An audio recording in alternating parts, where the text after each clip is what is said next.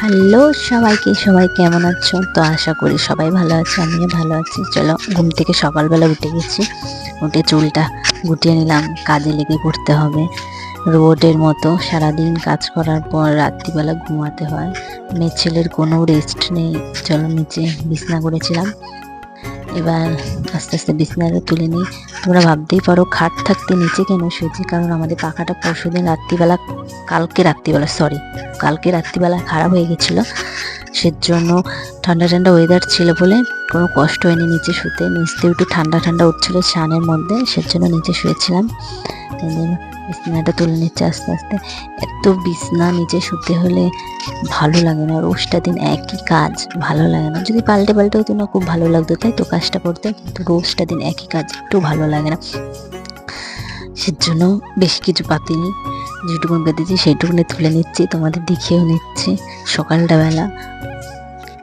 এবার সুন্দর করে খাটে সাজিয়ে নেবো, বালিশ কাতাগুলো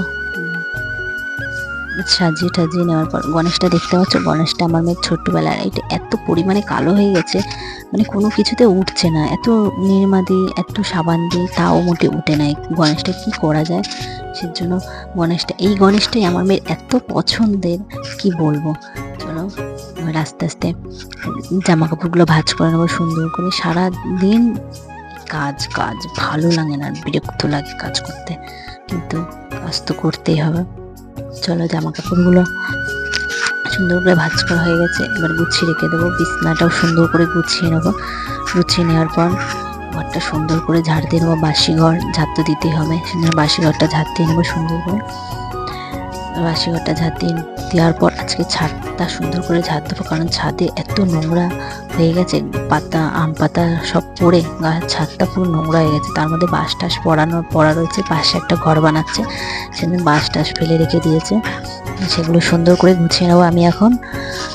আর এত শ্যাওলা পড়েছে, বাঁশগুলোর গায়ে যে এত নোংরা হয়েছে, মাটি জমে জমে এত নোংরা হয়েছে, সেজন্য একটুখানি ধরতে কেমন ঘিন্না ঘিন্না লাগছিল, নোংরা তো সেজন্য।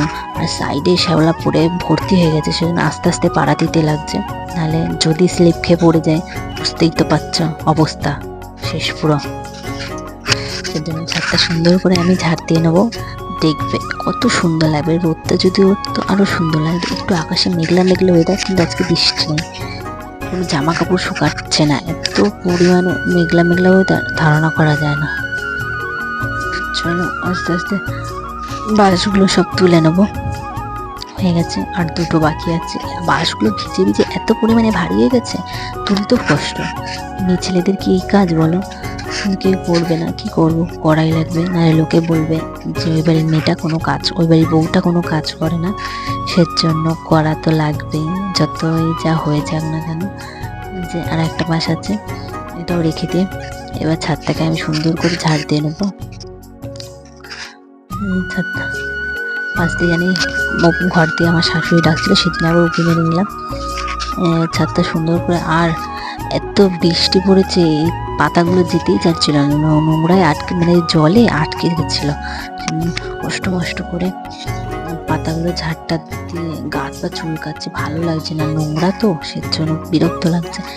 এই দেখো কত সুন্দর লাগছে ছাদটা, দেখেছো? ঝাড় দিয়ে গেছে পুরো, কত সুন্দর লেগে গেছে। নিচে যায়, স্নান করে চলে এসেছি, স্নান করে ক্রিম ট্রিম মেখে নিয়েছি।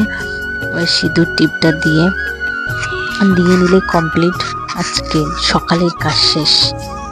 ঠিক আছে, আজকে এইটুকানি। আশা করি সকলে ভালো থাকবে, আর আমার ভিডিওটা ভালো লাগলে একটা লাইক কমেন্ট করে দেবে, শেয়ারও করে দিও যদি তোমাদের ভালো লাগে। না ভালো লাগলে শেয়ার করতে হবে না।